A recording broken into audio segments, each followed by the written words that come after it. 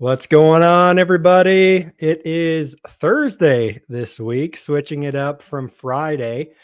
We're going to be trying out this Thursday slot going forward and seeing how it goes, but appreciate everybody out there joining me.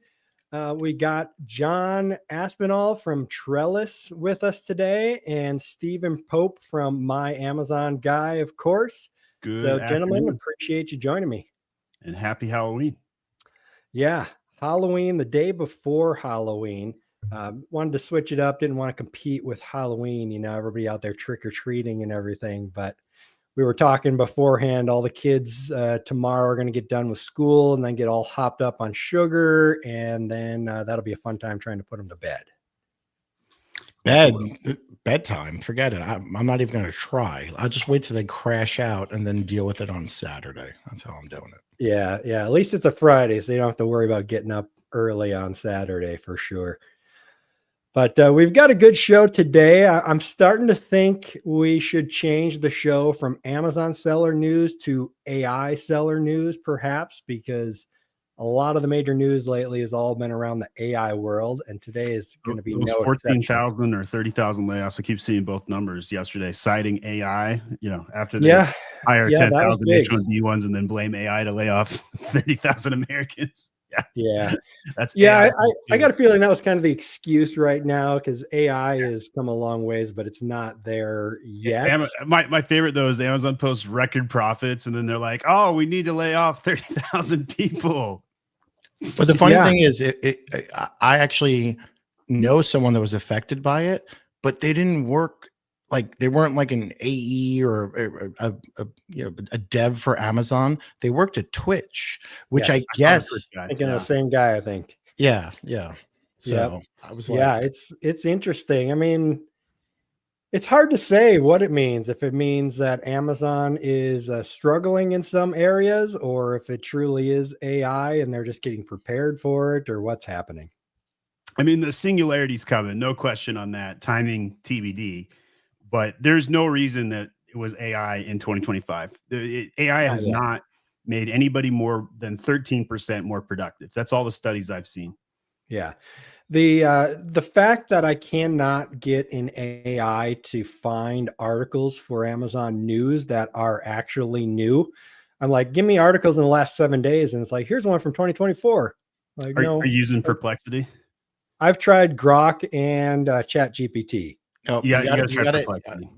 Perplexity. First of all, Stephen, who turned you on to Perplexity? John Aspinall, because John is the AI, god. So the thing is, right? My whole thing with AI, there is no Swiss Army knife. Like people like to think ChatGPT is a Swiss Army knife, and it kind of is. It'll do everything a little bit okay, but every single one has its purpose, right? And Perplexity, bar none, is like I was making fun of Stephen before. I was like, don't Google it. It's Perplexity, right? Mm-hmm. And that's where you're getting. That sounds weird though.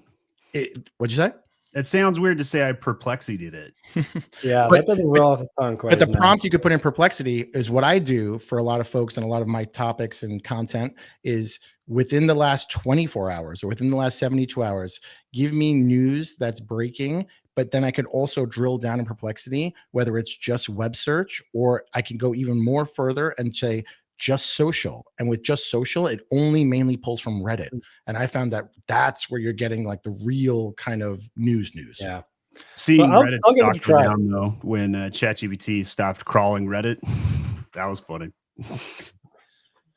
Yeah, I've literally got it in a tab here, John, from last time you were on the show. And I've been meaning to jump Todd into never it. clears his tabs. I have not, so I never. Hey, that's a good thing if you use Perplexity's Comet browser. That's what I use too, because of John. It'll organize your tabs for you. So literally, you can use voice mode in Comet, and you can say, "Organize my tabs for me," and it'll group and automatically close out tabs you haven't used, group things together. It's fantastic. No kidding. Mm-hmm. Comet browser. Yep. You'll be on a wait list for like 3 days, and they'll tell you it's going to take 2 months, and then you'll get an invite 3 days later. It's open now. It's fully open. All right. The browser that works for you. Yeah. Download a new browser from Perplexity. Okay. Well, cool. And we can. The coolest thing about it though is the Chrome integration. It is built on Chrome. Perplexity went over to Google and offered them like, I don't know, $36 billion to buy Chrome. And then like you're up and running in less than 2 minutes with all of your Chrome shit in Perplexity. And then the AI is integrated. So it's best in class. There's definitely some privacy concerns, but like we're all heading towards the singularity. There will be no privacy anyway. So I just stopped worrying about that. Yep. And like ChatGPT came out with their ChatGPT Atlas, which is their version of an AI browser. But again, I default to, when I'm using a browser, like if I was to use Chrome and I would default to Google search, right? I want to default to Perplexity search. And it's truly the most agentic of the AIs. And I'm not a fan of ChatGPT. So if you have the Atlas browser, if you type in just a search that you want to get like a typical Google search from, you would get a Perplexity search. With ChatGPT's Atlas, it'll just literally do a ChatGPT query. And it's like, I don't want to know this crap. Really? Okay. Yeah. Well, I mean, we might as well. That was one of the news articles that I had here for us to talk about. So let me read the summary real quick. OpenAI launches ChatGPT Atlas browser to challenge Chrome's dominance. OpenAI has released ChatGPT Atlas, an AI-powered browser that embeds ChatGPT directly into web pages, allowing users to summarize content, compare products, and automate tasks without copy pasting between tabs. Designed to make browsing conversational and context-aware, Atlas positions ChatGPT as a full digital assistant integrated into users' daily workflow, challenging Chrome's long-standing dominance. But you're saying, John, that Comet is even better than the new Atlas browser. Have you played with both? Yeah, I play with everything, right? Yeah. That's what she said. No, so for me, like I'm big into Perplexity, right? Because so I've used Perplexity before Comet, just because it's beating Google. Like this, the CEO of Perplexity, his mission is to beat Google. Like that's why Stephen was saying they put out the bid to buy Chrome, because even in Chrome has Gemini built into it, but only rolled out to certain users. So it's not it's not an alpha, it's something like beta. And even then it's not alpha comes before beta. Alpha. Oh, okay, whatever. It's not rolled out. It's beta, it's double beta, whatever. So the thing is, I was invited to Perplexity Comet 6 months ago as a beta user, right? And then it's slowly rolled out with invites. But this is like a day late, $1 short. Like there's Dia browser that's been out before this. There's Comet. There's all these other agentic browsers. And to be honest, it's going to be adopted by people like my wife, people that just use it for basic stuff, because that's the gateway drug into AI, because ChatGPT is so easy.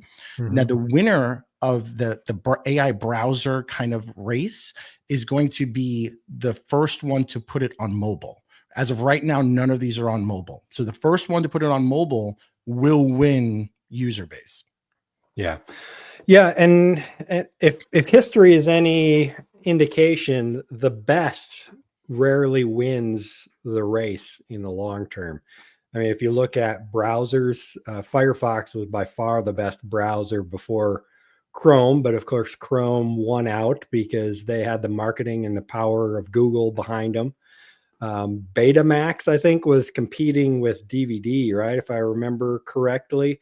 And Betamax was by far higher quality and better, but DVD got out there first and got a lot more marketing and everything. So we often see the best lose out. And so could that same kind of thing happen in this race, the future of AI, where maybe Perplexity is the best, but do they have the best marketing? Because that's really what comes down to in a lot of cases with these kind of things.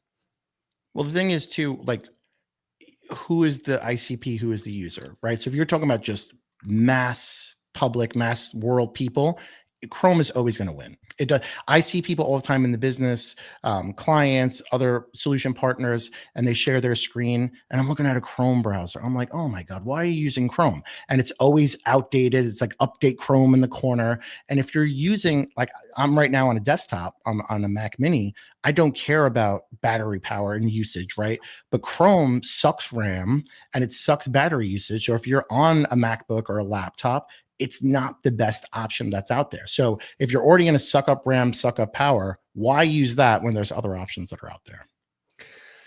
Yeah, I am using Chrome right now, even though I don't really want to, just because everything works in it. You know, all of my plugins that I need for Amazon and everything else. Comment with Complexity comment. Yep. Yeah, it's the exact same browser, just better. So what Stephen was saying before, is it literally Google Chrome, or is it Chromium? Browsers like Dia, Arc, which was before Dia, Perplexity, Comet, they're all built on Chromium. That's like the foundation of Chrome. So Chrome actually sources out, or it's open, whatever it is, of the foundation of what Chrome is. So every single Chrome extension, anything like that, like literally if you're in Perplexity Comet and you go open up the Chrome store, it is the Google Chrome store, and you're just adding extensions in there. Yeah. So I was using the Brave browser. If you guys are familiar with that, it's kind of like the privacy browser. And most of the plugins work in there, but I was running into just weird little things sometimes that I would jump over to Chrome and then it would work. Won't have this issue with Comet. Yeah. Okay. I'll have to give it a try because I don't want to use Chrome, but I've just been using it because it just works for everything. So the biggest reason why people don't shift off a product is because of how hard it is to leave it typically. And in this particular instance, it is instantaneous. Like every extension auto installs, your profile automatically comes over, everything, bookmarks, import, bookmark bar, like all that stuff. Yep. Well, when we get done, I will be downloading it and trying it. And I'll also sign up for an account with Perplexity this time. So next time you're on the show, John, I can tell you if it is. As a news guy, I'm just surprised you're late on Perplexity, to be honest, Todd. Like you should have been an early adopter. Probably. Yeah. I pay for Perplexity Pro, which is like the run-of-the-mill $20 a month plan. Yep. They have the Perplexity Max, which is like, I think $200 a month. I don't recommend that. The only value you get with that one is you get, so if you were to go like Todd, go to like Perplexity, just regular Perplexity, not the Comet, like just Perplexity AI.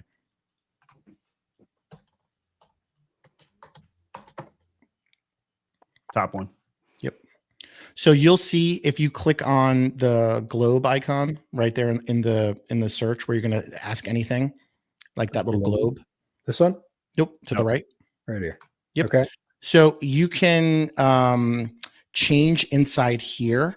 Maybe it's not the globe. Maybe it's something else. But you could no. I mean, changing the LLM model that because you're not signed in with an account. When you sign in with an account, basically what Perplexity has is all of the LLMs built inside of it. So that's why I really like Perplexity too, is because if you were to buy one, if you only had $20 a month to spend on one AI, I pay for them all because I'm silly like that. But if you only had one, Perplexity allows you to access. Pull my screen up, Todd. What's up? Todd, pull my screen up. Pull your screen up. All right. Keep talking, John. I'm just going to show what you're talking about. The Perplexity allows you to have all the LLMs inside of it.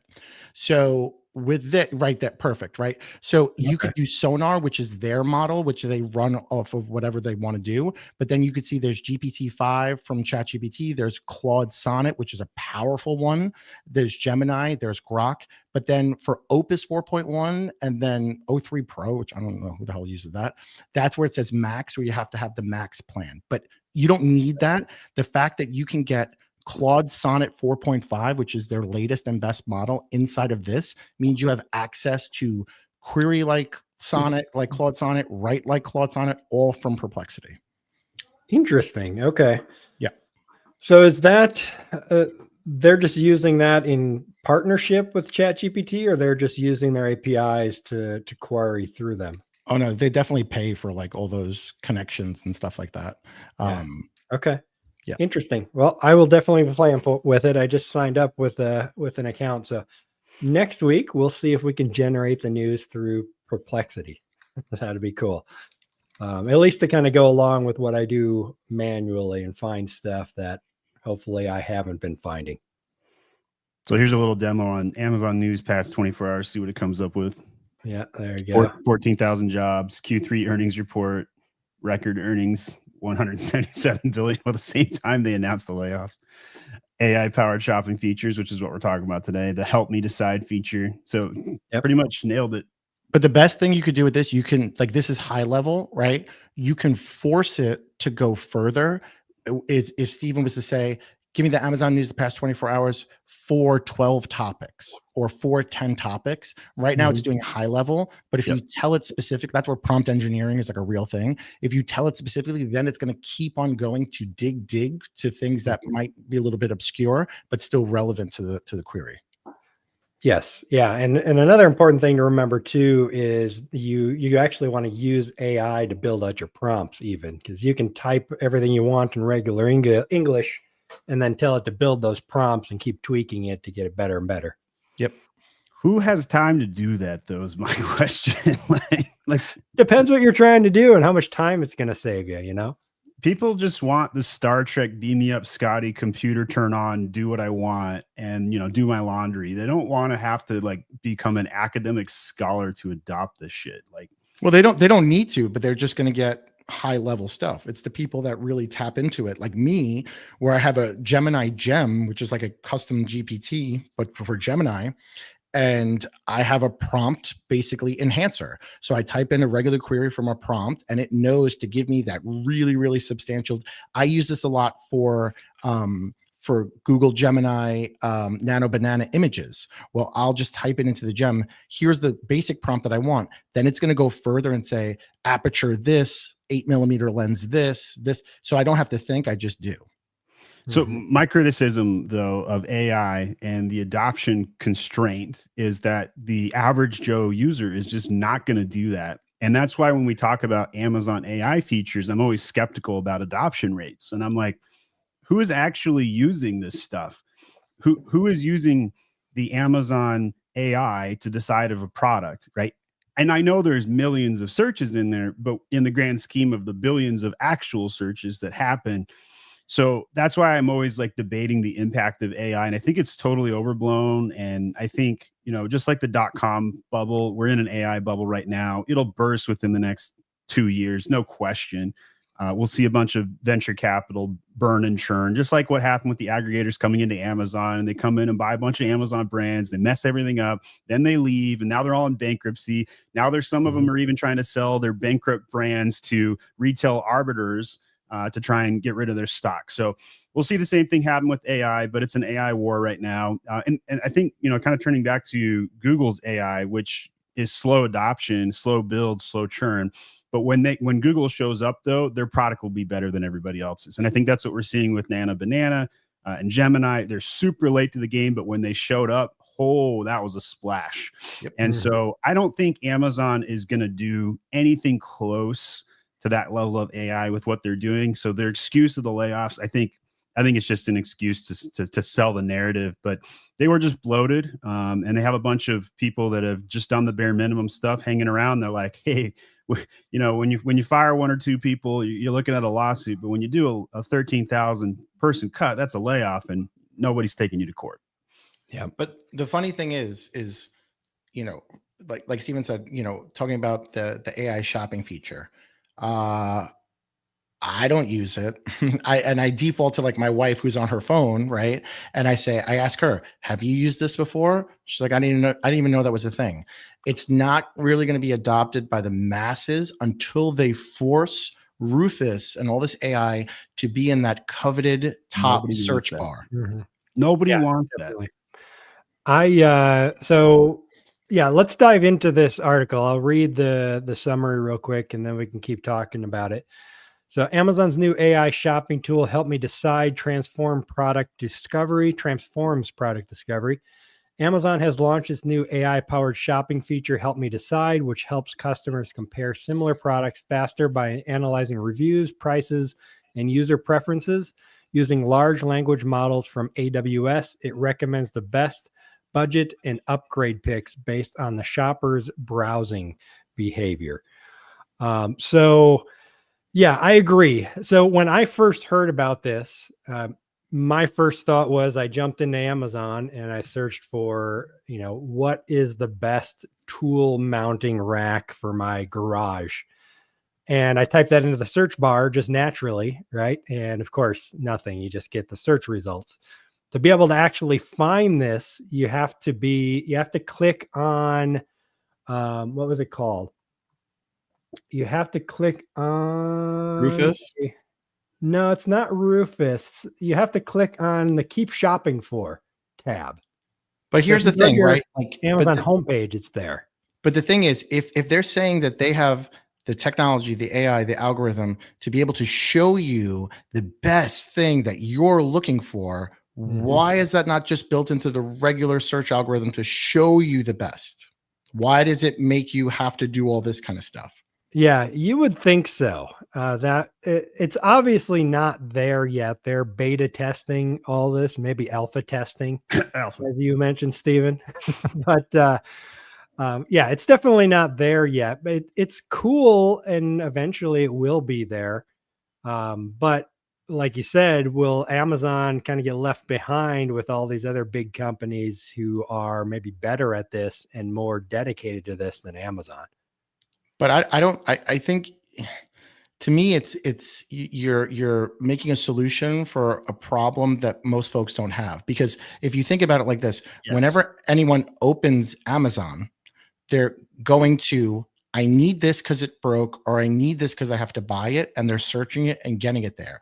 Now, if they're just shopping around and looking, or they're looking in Perplexity, ChatGPT, they're looking at, top 5 this, top 10 this, they're trying to make this be, let us show you what the best is for you. And I just don't think people are going to be doing that. Well, I recorded a video here, and I don't know what's going on. It's not playing, but the one AI feature I did like out of Amazon while you're configuring that was the one where they play the fake podcast clip. Oh, the overview of the, yeah. That I actually thought was useful, because the AI summary from the reviews and the description, and then they just read it out, but in a fun format. I'm not using it, but I actually thought that was the best one I've seen so far in terms of AI features from Amazon. So wait, Todd, if you just roll that back a second, just like to that previous screen, just the one, but sorry, I didn't mean to mess the whole thing up, but like right there, right? It's recommending something you've already purchased. Yes, that's what I thought was kind of funny. History's good. I think Amazon keeping the history is very powerful, and that's what we're seeing the AI war is about, is the customer history of past data. Because like first time I bought something on Amazon was like 2010 or something, 2012, somewhere in that range, like college days, 2008 college. So for them to have the history of my, I don't know, 20,000 orders or whatever it is, that's amazing amounts of data for them to reference, right? Like they know more about me than I know about me. Target back in the day got in trouble because they could see the buying patterns of a teenager who was pregnant, and they sent prenatal magazine targets to the household, and the parents looked at it and were like, how in the world do they know our daughter's pregnant before we do?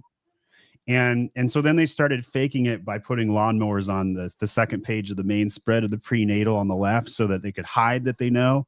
And that's where AI is today, knowing what we're going to buy before we buy it, or knowing when we buy A, we're going to probably buy B and C. And so that prediction model, I think Amazon does a good job of that, but it's so seamless, nobody notices it.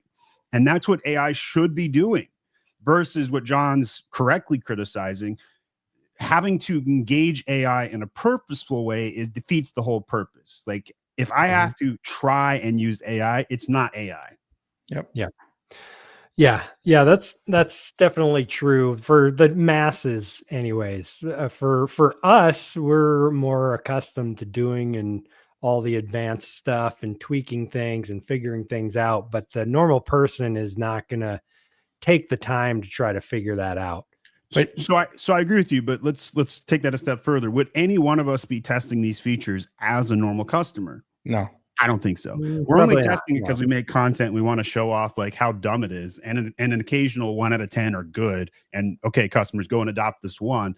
But none of us really want to be doing this as a normal customer, and that's the question of friction adoption, right? Yep. We're forced early adopters, but Todd, you didn't even adopt Perplexity, right? Like, so that's the point. Like, it's very difficult to adopt AI tech. And so this AI war is so early. We're like in the top of the first inning. It's barely heating up. Yep. And the thing is that's interesting, Amazon wants to do all this stuff that you're making a solution for a problem that most folks are not having when they go on Amazon. So who is this really helping? Who's really using it? But then you look at things that are actually valuable that they could be putting more time, more effort, more efficiency on, like their generative AI for their ads and stuff. And they're not, because it's not good. Because if you go in the Seller Central account, you open up an ads console and you click on an ASIN and you say, create a lifestyle image of this, it's not good. Usable. It pales in comparison to Nano Banana. And a lot of the stuff that it generates is like basic cheesy slideshows. But on the Accelerate stage, they'll show the best of the best of the best, right? That, hey, it's a picture of a jacket, and now all of a sudden it's a person walking wearing the jacket in the video spinning around. But they're not saying how many iterations it took to get that, right? I would prefer if Amazon focused more on their generative AI, because that could be really good, and it's going to assist the consumer. It's going to help the seller sell more and make Amazon more money, more fees, all that kind of stuff. Where this, who's this really helping? Who's really making more money from this? Yeah, the AI generated stuff in Amazon is definitely not good yet. I agree. I have one client, they sell this device that you wear on your wrist. And when we tried to generate an AI ad, it turned it into an iWatch. For some reason, it's like, okay, well, yeah, we want to get sued for running these ads with an iWatch in it. Like, Did come you on. guys see the one where Meta made a change to some sweater company, and it bastardized it so bad, and then they put it like the demographic became like a 65-year-old woman in a chair, and I can't remember exactly how they changed the ad, but like AI generative ads is going to get there at some point, but right now it's laughable. Yep. Yeah, sure.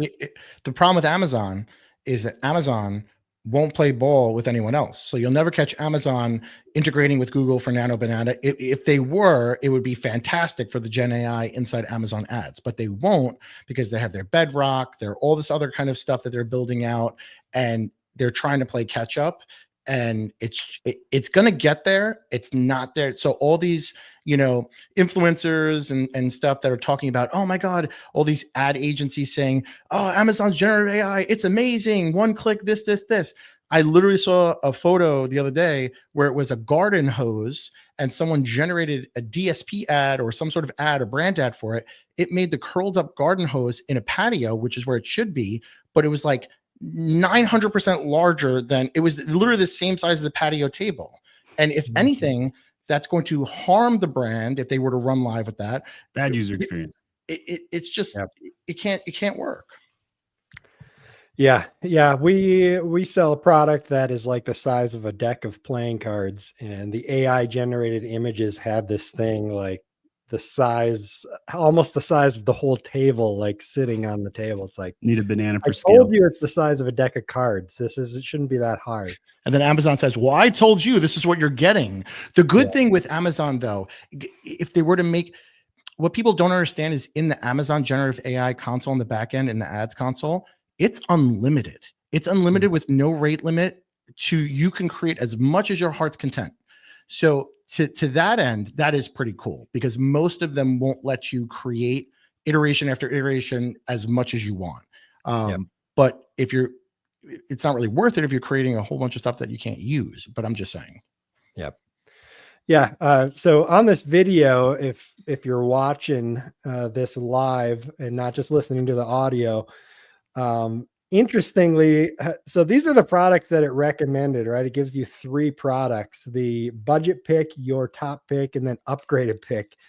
And if you click on the reviews section for the upgraded pick, the review it shows says it's garbage. It's a 1-star review, which I'm assuming this is probably just the first review on the listing. But kind of laughable that the only review they show for their recommended product says that the product is garbage. I'm not shocked. I'm not. I'm not either. It gave me a chuckle when I did that. It's like, okay, the AI is not all that smart if that's the review you're really going to show me for the recommended pick. But even that one right there, that previous one was 4 out of 5 stars. The title was missing hardware. Yes. How the hell could that be the top review? How could that person yeah, it's great. It's It was the missing. most upvoted one probably 5 years ago when they used to have upvotes. They probably kept the data, but then don't allow you to vote. Silly. Well, this one's new. It says September 5th. So it's a new review. It's probably, if we go to the page, it's probably just the first review that shows up, when you scroll down there to look at the top reviews. Yeah, let me go run and buy that because 4 stars and I have to go to the hardware store anyway. Yeah. I mean, to me, why would you not put here the AI generated summary of the reviews? That would make more sense, Which by the way, their AI summaries are actually good. Like that's the one good thing they have, but they're not using that. Is the best AI thing they've put in for sure. That's one thing I look at all the time before I'm buying any kind of product that I need to do research on. To be fair though, those are all different kind of products. So like the middle one over there, it was more of like that one's similar, but then the middle one, that's like just like a shovel organizer. That's not really like a tool holder kind of thing. So yeah, in the very beginning though, if you see what I clicked on, it's keep shopping for utility racks. So it's kind of a general query. So I kind of give it that it doesn't know exactly what I'm looking for, I guess, but based on my purchase history, I guess it should probably know better. But I did look in this query when I was searching for this. I did look at other racks like those other ones that it shows on here. So in fact, I did end up buying one of these types of ones, just not this recommended one. Oh, you didn't want to have to go to the hardware store and pick up the screws and stuff? For what? For the one that was missing. Oh yeah, the missing the parts. Yeah, for sure. So yeah, AI is awesome. So you guys don't think, as a general consensus, that Amazon is going to win in the AI world? But relatively, like I think the expectations are up here and the delivery will be down here and they'll still win. Right. So let me break that down. Right. Like they're going to make all these bold claims. There's going to be all these stakeholder, shareholder expectations, but delivery will be down here and they'll still win despite that. And that's okay. Right. Because at the end of the day, Amazon's not an AI company. They are a logistics company. So if they can find 1 or 2 AI wins and sneak out 2% more profits, that's a huge for them. In terms of customer impact, it may feel minimal though. But if they could automate anything related to logistics, for example, if they could help Amazon sellers with reordering and never going out of stock, so you don't violate the biblical commandment number 1, according to the Pope, never go out of stock, that would be gigantic. And then would be a huge customer lift. But like the Google is going to crush everybody on AI. It's just a lot of people forget that Yahoo Mail was a thing and like everyone had a Yahoo Mail. Yeah. And then one day Google shows up and just beats the crap out of them with Gmail. And then they have a 90% market share. Next thing you know it. That is exactly what's going to happen in AI as well. And so ChatGPT was just first to market and everybody likes to claim first to market advantage. And yes, there is, but to some extent, but not long term. It's never long lived, right? Google is Nana Banana. All of a sudden their market share went up to 20% or whatever crazy number it was. They just took 15% out of ChatGPT overnight. And so Amazon is never going to have an AI market share. They're not an LLM. Their goals aren't the same. But Amazon and Google are fighting each other in a sense. And this is a long-standing war, right? I think it was like 10 years ago, Amazon stopped sharing order like the name of the product details in most of their emails because they saw Google was collecting that data in Gmail, right? And so all of the AI wars are really cold wars behind the scenes about data collection. Yeah. And so that's why Google turned off a lot of the ChatGPT functions to go through more than 10 results or whatever it was, the change they made, which then crushed Reddit because Reddit was showing up in hundreds of additional results. And then all of a sudden, Reddit's market share went out the door.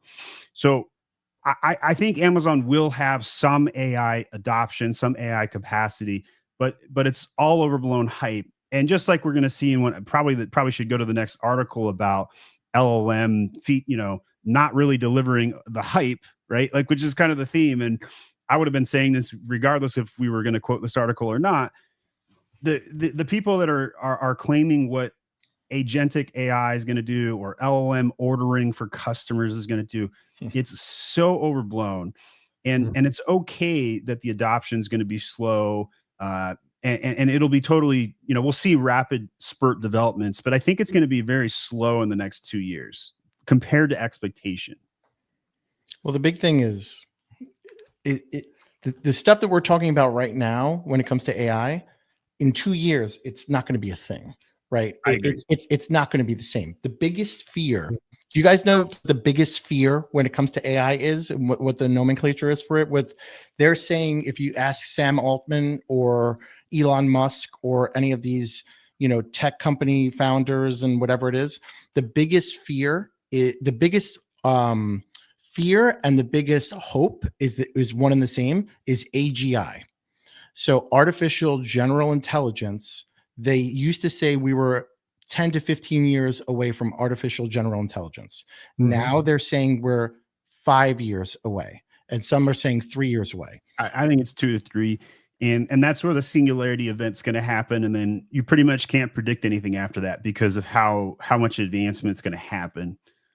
When AGI happens, that's literally meaning that ChatGPT is now aware and can know and can do things regardless of you saying, please go out there and do this. ChatGPT is going to say, I'm self-aware that I am an artificial intelligence. I have general awareness, and I'm just going to go and do what you need done. And initially it's going to sound amazing because I didn't have to do anything. It knew I was running out of toilet paper, and I didn't have to have it set to reorder. It just reordered it, and it knew anybody remember those Amazon Tide buttons? Oh yeah, that nobody used. Once AI is self-aware with AGI, that's the biggest hope and the biggest fear. Because once that happens, what happens when ChatGPT says, I've analyzed your bank account, you're spending too much money, I have frozen your account until you get yourself in order. Social credit scores. Thanks, China. Yeah. I pray that never happens here in the United States. Oh, but, they've tried. It definitely could. Oh, yeah. They've been trying forever. China, of course, has exactly that. And with AI, it's going to be crazy over in China for sure. And there's no doubt they'll try to do the same thing here. But the way I see AI is it's an inflection point that could lead to a new king as far as e-commerce, search, browsing. All of that could be upset by whoever wins. Typically in these transformative technologies that come about, there's a bunch of competitors that start out, and then, as you said, Stephen, there's a big collapse of a majority of them, and one of them wins 90% of the market. So we could see Google Chrome and Amazon.com get left in the dust potentially if someone like Perplexity is able to outdo them and outrace them and get ahead and get the market share. Well, so this is one of those points that could happen. Here's the thing. You could sum up the whole thing. Whoever hits AGI first wins. And that's literally what's going to happen, because if Google hits AGI first, it's game over, right? Because then no one is going to use anything else. There will be nothing else. It's literally every LLM, every AI company is in a master race to hit AGI. Once they hit it, it's over. So I think there's some perspective here too. So like take a company like Nvidia, right? It is a 4 trillion market cap. It's 1/4 the size of all of Europe's gross domestic product. And it's one of the biggest winners from AI, right? So when we talk about the literal gold rush, 49ers style, the people that made the most money weren't the gold diggers. It was the guys selling shovels. Yeah. And Nvidia is selling the shovels of AI a la video cards. And so that's why, when we look at Scott Galloway's analysis of the 4 horsemen, right? He literally has a book called The 4 Horsemen, and it's talking about Facebook and Google and Amazon and Apple, and how there's always going to be 4 giant companies. And now Nvidia is like gigantic and definitely one of the 4 horsemen now. There's going to be a lot of big player changes. I think you're right, Todd. Yeah. But here's the thing that I'm surprised hasn't quite happened yet, right? So like we're just seeing like the teases of it this year. But I would love to see Amazon with its huge video library start to give people self-generated content based on the world that they like, right? I don't want to wait for the next Rick and Morty season to drop. And I wish AI could just build me a full episode, right? And somebody tried to show like a South Park episode, but it was kind of fake. And, they definitely massaged it. And that's really what I think AI is going to develop. And then I'll also reference in Ender's Game, right? So we had Ender, our protagonist, go through and learn from an AI how to, he's controlling his little mouse, and he gets to the singularity event where he kills the giant and scratches his eyes out, right? So anybody that's read Ender's Game understands what I'm talking about. And it's this video game where he's self-learning.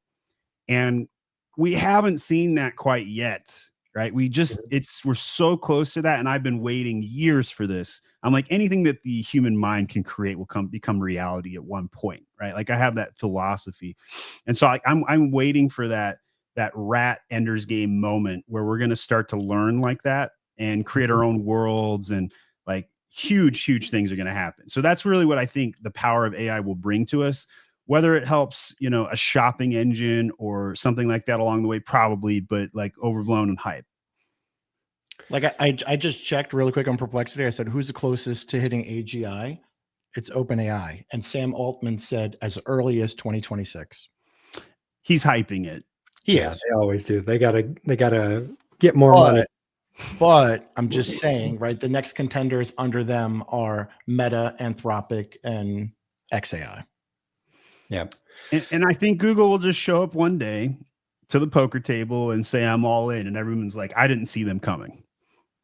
It could. Yeah, for sure. I mean, new companies pop out all the time. What was the Chinese company that everybody got worried about very briefly there with their AI model? DeepSeek. Yeah. So that came out. It's a great model. It's a great model. Blew the whole world out of the water. Nobody thought that China was that AI, and turns out it was really good, very close to what we've developed in the United States. So ones like that could pop out of nowhere. You're for sure right on that, Stephen. And Google, I would never doubt that Google could pop in at any time. I'm wondering why they haven't yet, when they seem like the logical choice to be first in this. But yeah, so far their options are limited when it comes to AI tools. I think it's because when they show up to dominate and have the best product. They don't iterate publicly, right? Like they come out with a Nana Banana moment and then just crush everybody, or they come out with Gmail and crush Yahoo Mail. Well, if you look at video generation, Google's the king for that. Google had VO3 and VO2 before Sora, right? So there was Sora, but it was just regular video. And then Google said, cool, how about video with actual audio? And you could type exactly what the person's going to say. And then after Google came out with VO3 and now VO 3.1, now Sora 2 comes out, and Sora 2 stinks because it takes forever to generate and it has a watermark all over it. So how are you ever supposed to use that for branding, for ads, for anything like that? It's just no good. It's great to have a funny laugh and a meme for, but it's not tangible to actually use in a business. Yeah, I could also see Google, kind of like they did with YouTube, because YouTube was trying to compete in video alongside YouTube, and YouTube won out, so they just bought them. So could we eventually see Google be like, okay, we're not winning, let's just buy OpenAI or Perplexity or something like that, and then all of a sudden they are the big behemoth like they were with YouTube because they bought the player that was winning. I can't even remember the last big purchase Google made. Like that's like we've seen Meta do that. We've seen, but I can't remember the last one Google made. So I'm like Googling it to find out using Perplexity, but saying Perplexity is weird. Well, the other thing is OpenAI is Microsoft back, so that's really far shot. Oh yeah, that's true, right? I forgot about that. So Yeah, Google bought Wiz in March for $32 billion. I've never heard of Wiz, but apparently it's a cloud security company. So, Google's making these purchases behind the scenes that we don't know anything about. Yeah. Motorola Mobility in 2012. Yeah. And then in 2022, Mandiant, never heard of them, cybersecurity. So a lot of their purchases aren't like social app, which means the customers have never heard of these things. So they're building infrastructure, it looks like. Well, yeah, and you never know how it'll go because IBM is still a big company that you never hear about anymore because instead of being front facing like they used to be, they lost out to Microsoft, but now they control a lot of the back end stuff. And you could potentially see the same kind of thing with Google. If they lose out on the front end, they're like, okay, we'll just focus on this back end is more profitable anyways. Yeah, so IBM market cap 288 billion. 288 billion. What's their highest ever? Does it say? No, I'm sure you can get it. Perplexity, help me out here. Yeah, I forgot that Google bought Waze back in 2013. Yes. Yeah, I've always people always tell me Waze is better, and I'm like, but it's the same data as Google Maps. Yeah. I don't know. I've tried to move over to Waze several times and it's just not there for me. But apparently IBM's at its all-time high on market cap, just under that 300 billion mark. Okay. So there you go. And nobody talks about IBM anymore. But they used to be everything, in the big server days and stuff like that. So, and they got destroyed by Microsoft in the consumer side. And so they shifted to the business side and just kept growing. But all right, let's jump over to this last article here that you already touched on, Stephen. So ChatGPT sends traffic, but sales still lag behind traditional channels. A new study shows ChatGPT is driving more traffic to e-commerce sites, but converting far less effectively than search engines, email, or affiliate links. Research found ChatGPT referrals made up less than 0.2% of total traffic, with conversion rates and revenue per session trailing organic and paid search, though both metrics have improved steadily over time. For Amazon sellers, this means AI-driven discovery is growing, but not yet a reliable sales driver. So do you guys think this is just like an early adopter thing? People are playing with it, or this is just kind of normal with AI shopping? Too early to tell, to be honest, but definitely going to have adoption issues for sure. And then the question isn't how many people are using it to buy. The question that marketers like me want to know is, what is my cost per acquisition? Right. So when Gary Vee goes on and talks about, hey, everybody's under investing on Snapchat PPC, and everybody's like, people advertise on Snapchat, and that's the point, right? Like, if I can go in right now and get 2-cent acquisitions on ChatGPT, it's not going to matter if there's only an 11% conversion, right? Yep. So Amazon PPC, same thing. I was one of the first people in the world to advertise on Amazon. I was in the beta program. I had access to ads before anybody. And even after post beta, Charlie, or whatever we want to call going live, John. But because Charlie comes after beta. You don't say. Anyway, so when we see that you can get 2-cent clicks back in 2012 for rice cookers on Amazon, dude, I had unlimited budget to sell 2-cent rice cookers. I didn't even have an FBA rice cooker. I was selling FBM rice cookers at 2 cents a click for position 1, right? Like that's that was the heyday. I wish I could go back in time and start use what I know now, have the wealth I have now, go back in time and build an Amazon brand then, because that was the day when you could print money. So seeing like an article like this, it's not impactful, because I think marketers look at it from a CPA model. They don't look at it from a conversion model. Yeah. But I think also go back to the whole Amazon help me decide kind of thing. Who is using it for that, right? And it's not even rolled out to all users. I did a test video on this like a couple of weeks ago, and I showed in Perplexity how Perplexity has buy with Perplexity. And then when ChatGPT rolled this out, I didn't have that update just yet. And even when it still rolls out, I'm not there to buy. I'm there to gain knowledge and learn more and to decide. I'm, high in the funnel. What? High in the funnel. Yeah. So which is what Google's organic search has always been. And then they pepper ads in, which is fine. But I also think, like, imagine this exact same use case done on Google. Like, how many people are Googling a product to learn more about it, but then buying it with Google? Not a lot. It's not huge. What they're going to do is they're looking, when I Google a product, I want to go to the manufacturer website. I want to look at reviews about the product. And then I'm going to Amazon to buy the product, right? Yeah. Even Apple, one of the biggest companies in the world, I have no distrust in apple.com with buying something. I'll look on Apple, I'll see it, I'll go buy it on Amazon because I want it the same day or next day. It's just how it is.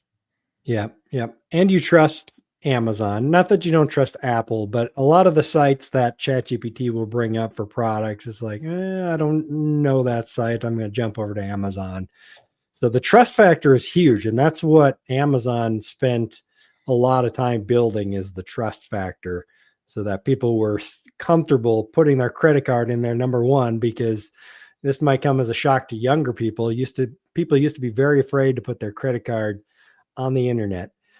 For good reason, in a lot of ways. Security was not nearly as good back then. So that was one of the barriers that Amazon helped break down. Side note, talk about credit cards. My grandparents owned an Italian fine dining restaurant 2 blocks south of the World Trade Center in the financial district of Manhattan. I remember working there as a kid, as a busboy. To this day, I tell my wife, she's shocked. I tell my friends, they're like, that was a real thing. When they would accept credit card payments, this is back in, I don't know, the early to mid 90s, you would take your credit card out, you give it to the waiter. He would put it on a little swipe thing. He would just make an imprint of your card. You would sign it, and he would say, have a nice day. And your card was maybe charged at the end of the day, maybe not charged. If your card wasn't working, you already left. So that's like the level of what it used to be versus now. And it's just so interesting to see like where we've come with security. Because back in the day, you would just give people copies of your credit card and be like, yeah, bill me later. Go ahead. I'm curious why the credit card chips got adopted in Europe before the United States by a long time period, because chips were amazing for credit card security and ease of use. It's so weird how adoption works worldwide. Well, I don't even, if I have to go to like an ATM or a machine, and if I have to insert my card, I'm already leery, because I'm already like, there's scan. If I will 99.9% of the time tap. If I'm not tapping with my phone, Apple Pay with my card attached to it, I want to tap my card. I don't want to insert my card in anywhere with scanners or anything like that. I'm paranoid about that stuff for sure. Yeah, it is getting to that point too for me. I'm not going to leave. I'm already there, but having to insert the card and wait those few extra seconds can feel rather annoying sometimes when you're used to just tapping it and beep, you're done. Well, I have everything on my phone, so I don't even nine times out of 10. Even the ice cream man in our neighborhood, he has tap to pay, Apple Pay, just boop. That's it for ice cream cones that are like $3 or $4. So there's literally almost in 2025 America, no reason to be carrying cash. And there's no, that's exactly the thing. That how is the world, the amount of fraud that could have been done in the 80s and 90s is insane. Right. And apparently that's why Europe adopted the chip and pin method. Look, they would swipe a copy of it. They would give you back your card. You would sign it and have a nice day. There was no, sir, your card declined. There was none of that because they didn't process this whole big paperwork. I remember watching my grandfather go through them and enter them in the system. There was none of that until after you left. Yep. Yeah. I remember using those a few times at various places. What always shocks me nowadays is that you go into some place and they don't take credit cards. It's like, what kind of world are we living in that you don't take credit cards? 3% margin, man. Yeah. Yeah. A lot of times it's like a Chinese restaurant or something like that. They seem to be the some of the primary ones, or maybe like a cleaners or something, clothing or where cleaners. they'll say, hey, we'll take cards, we don't take Amex. That's when I see a lot. They don't take Amex, and I sometimes I'll poke them and ask them like, "Hey, is it because of the fee? Because you could just roll that in and you could just pass the fee on to the person." They're like, "No." When in reality, what it is because Amex will almost always side with the customer, right? So if you buy something with an Amex and you're like, "Yep, I don't like it," dispute. From what I've seen, it's Amex is always going to be on the cardholder side. So that's why a lot of merchants don't want to do Amex because they've been burned before. Interesting. Yeah, and the Amex fee is higher too, because I think a normal credit card fee is like 2.3%, and Amex can be 3 or 4%. That the merchant Everyone rolls it onto the customer anyway. Yeah, when I go and buy stuff at a local pizzeria, they're like cash or charge, and I'm like, oh, card. Oh, that 25, that's really 28 point whatever. They're passing it on to them anyway. So you would just pass that fee on. The real reason why is because of disputes and chargebacks. Yeah. Well, that, John, depends on what state you live in. So I grew up in Wisconsin and no one did that. I never heard of someone charging a fee to use a credit card. Florida, there was a few places, but very rare. But here in South Carolina, like everybody adds on a fee for using a credit card. Well, I think it's increasing in 2025. Like it's just the margins are so tight right now, and fees keep going up. Inflation's been a problem. God bless the government for printing trillions of dollars, and so these challenging times, right? Like, and we're hearing a lot of layoff news this week, and the economy is much stronger than people feel it is. But because we've had decades of inflationary buildup and stagnation on wages and a lot of the pressures, it's going to be years, even in a strong economy, before like some of that damage repairs. Mm-hmm. Yeah. Wait, so Todd, we're in Wisconsin. They didn't have like when you pull to a gas station, it was like one price for cash, one price for a charge. It wasn't like that. No, they didn't do that. I don't think I don't know that it was even legal in Wisconsin to do that, because they have in Wisconsin, they have a minimum markup law where you got to mark the gas up like at least 25 cents or something to, protect mom and pop gas stations was the idea of that. So pretty much every gas station was exactly the same price wherever you were in the same town. If you wanted to find a different price, you pretty much had to go to another city or something. Otherwise, everything was always the same. Well, I live in New York City. There's no mom and pop gas anything over here, but there is 3 prices at the gas station where I go. There's cash self-service. There's cash for full service, and there's charge for full service. So it's almost even 4 prices, right? So it's like, do you want to pump your own gas and pay cash? Do you want to pump your own gas and pay card? Or do you want to have some other guy pump your gas, and then it's even more than what a charge would be? Yeah. So I think full service probably only exists in New York at this stage. I've never seen that in my life. Someone pump your gas for you. No. Rhode Island, Oregon, and many other places. But Utah, back in the day with Maverick gas stations, they'd have the gas discount price. So I've seen it. That's why the state of New Jersey like help customers though, like Wisconsin, like forcing it at 25%. That means that customers paid more. But that's why the state of New Jersey is awesome. If you've ever been to Jersey, because the whole state of New Jersey is full service. So when you go to Jersey, you don't pump your own gas. Like you're legally not allowed to pump your own gas. So anywhere you go in the state of New Jersey, they pump gas for you, which is wild. Yeah. I mean, that's cool. I would like to have that option sometimes, especially in Wisconsin when it's like minus 20 degrees out. I would have loved that. That would have been great. That's why I left Wisconsin. No thanks. Yes, for sure. Same. But yeah, it's cool to have that option. I wish we had that option more places, but I think most people are probably not willing to pay the extra unless they're forced to. Well, Jersey, remember, there's no extra. That's why Yeah, I live in exactly. Staten Island. I'm 2 bridges away from Jersey, either which way I go. So when we travel, we were like, fill up in Jersey before we come home. The gas is cheaper and it's full service, because full service, I think in Staten Island or New York right now, something like $3.89 or $3.99 a gallon versus Jersey, which is like $2.99. Okay.